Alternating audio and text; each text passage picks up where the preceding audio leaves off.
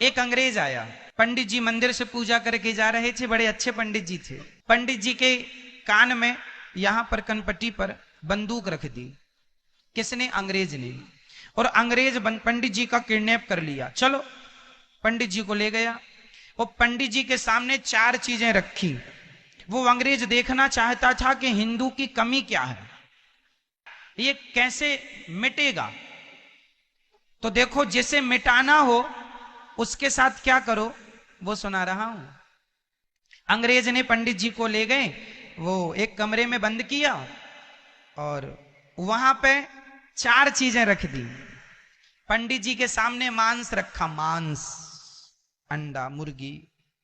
कहा पंडित जी खाओ वरना गोली मार दूंगा। पंडित जी बोले, अंग्रेज भैया हम ठहरे ब्राह्मण, तुम हमें देखो गोली मार दो मर जाएंगे, गोली मार दो मर जाएंगे, अच्छा है, पर कम से कम जीते जी धर्म तो ना बिगड़वाओ। ये मांस खाना हमारा कोई धर्म नहीं है, हम नहीं खाएंगे, आप गोली मार सकते हैं, हम मरना पसंद करेंगे परंतु अपना धर्म का त्याग नहीं करेंगे। अंग्रेज ने मन में सोचा, पंडित पक्का है, ये मरने को तैयार है पर मांस खाने को तैयार नहीं है। फिर उसने दूसरा दाव चला। अंग्रेज ने पंडित जी के सामने ढेर सारा सोना रखा, सोना, गोल्ड, जैसा कि मैंने भी बताया 2 नंबर के सोने में कलयुग। तो अंग्रेज ने सोना रखा। पंडित जी से कहा, तुम भीख मांगते रहते हो, एक काम करो, ये सोना लो और जाओ। पंडित जी ने कहा, मैं ईमानदारी करता हूं, मैं भीख इसलिए मांगता हूं कि मैं ईमानदार हूं, यदि बेईमान होता तो मैं कभी भीख नहीं मांगता। आज लोग कहते हैं ना कि ब्राह्मण भीख क्यों मांगता है, क्योंकि बेचारा ईमानदार है, बेईमानी करना होता तो करके भीख क्यों मांगता। आज भी ब्राह्मण भीख इसलिए मांगता है क्योंकि वो ईमानदारी से जीवन गुजारना चाहता है।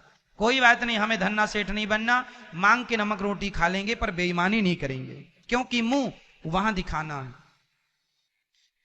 तो पंडित जी ने कहा कि मुझे आप गोली मार दो पर मैं ये सोना नहीं ले सकता, क्योंकि मैं ईमानदारी से अपना भीख भले मांग लूंगा पर बेईमानी का सोना मुझे नहीं चाहिए। अंग्रेज ने कहा, पंडित बड़ा पक्का है। फिर अंग्रेज ने बंदूक उठाई, कनपट्टी पर लगाई, गोली मार दूंगा।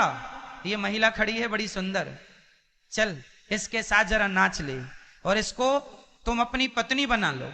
पंडित जी बोले, राम राम राम राम, हम ब्राह्मण आदमी, ये पराई नारी तो हमारी माँ है, बहन है और बेटी है, इसके अतिरिक्त हमारा इससे कोई संबंध नहीं हो सकता।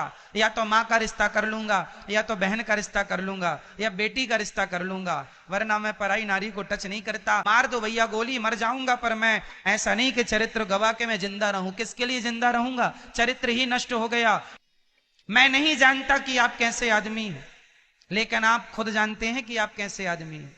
इसलिए जब अपने से नजरें कभी मिलाने का मौका मिले तो आप अपने से भी नजरें मिला सकें, आप अपने को भी उत्तर दे सकें, अपने कैरेक्टर को, अपने चरित्र को इतना श्रेष्ठ बनाना कि आप अपनी आंखों से भी अपनी आंखें मिला सकें। आपको अपने आप से झूठ ना बोलना पड़े। जमाने से तो आप बोल ही देंगे, अपने आप से कैसे बोलेंगे। चरित्र इतना उज्जवल हो आपका कि आप अपने आप को भी धोखा ना दें। पंडित जी बोले, गोली मार दो, मैं मर जाऊंगा, पर पराई नारी नहीं। अंग्रेज बोला, पंडित बड़ा पक्का है। अब आखिरी ऑप्शन बचा था, शराब।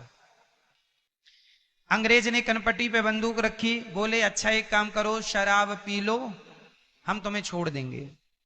पंडित जी ने कभी शराब नहीं पी थी, पर उन्होंने भी आपकी तरह सोच लिया। जैसे आप सोचते हैं ना, अरे शराब पानी ही तो है, लिक्विड ही तो है। तो पंडित जी ने भी सोचा कि शराब पानी ही तो है, पिएंगे निकल जाएगी, जान बची तो लाखों पाए। कहा, अच्छा ठीक है, मैं शराब पी लेता हूं। शराब में उनको जरा जिंदगी का लालच आ गया कि शराब पानी है, पी लेंगे। तो पंडित जी ने शराब पी ली। पी तो ली, इंसान शराब को एक बार ही पीता है, उसके बाद फिर आप शराब को नहीं पीते, शराब आपको पीना स्टार्ट कर देती है, शराब फिर आपको पी जाती है, आप शराब को नहीं पीते। पंडित जी ने शराब पी ली और जब शराब का नशा चढ़ा तो उस नशे में पंडित जी ने वहां जो महिला खड़ी थी ना सुंदर, उसको छेड़ने लगे। अभी मना कर रहे थे, ये मेरी माँ है, बहन है, बेटी है, छेड़ने लगे। गलती पंडित जी की नहीं थी उनकी। जैसे महिलाओं को या पुरुषों को जब कोई ऑपरेशन करना हो तो डॉक्टर रीढ़ की हड्डी में इंजेक्शन लगाता है और शून्य कर देता है बॉडी को। शून्य का इंजेक्शन लगाता है ना, उस अंग को शून्य करके फिर वहां का ट्रीटमेंट करता है, ऑपरेशन इत्यादि, चीरा फाड़ी करेगा, हमें दर्द। जैसे शून्य का इंजेक्शन हमारी बॉडी को शून्य कर देता है, हमें सोचने समझने, पांव को हिलाने की क्षमता भी खत्म हो गई, उसी तरह शराब एक इंजेक्शन मान के चलो आप कि शराब एक इंजेक्शन है शून्य का, जो आपकी सोचने की समझने की क्षमता को शून्य कर देता है। शराब जाके कहां प्रभाव डालती है? आपके मस्तिष्क में। और जो आपके विवेक की जो शक्ति है, सोचने की, समझने की, निर्णय लेने की, उस शक्ति पर जाके ये शराब अटैक करती है। शराब कहां अटैक करती है? आपके सोचने और समझने की यहां क्षमता पर अटैक करती है, और सोचने समझने की सारे रास्ते बंद हो जाते हैं। फिर आप समझते नहीं कुछ। फिर उस पंडित जी ने उस महिला को छेड़ना शुरू किया। वहां पड़ा मांस पंडित जी ने खा लिया, और वहां सोना रखा था, उठाए और लेके आ गए। जो पाप करने से वो डर रहे थे, जो पाप करने से वो बच रहे थे, शराब ने वो सारे पाप उनसे करा लिए।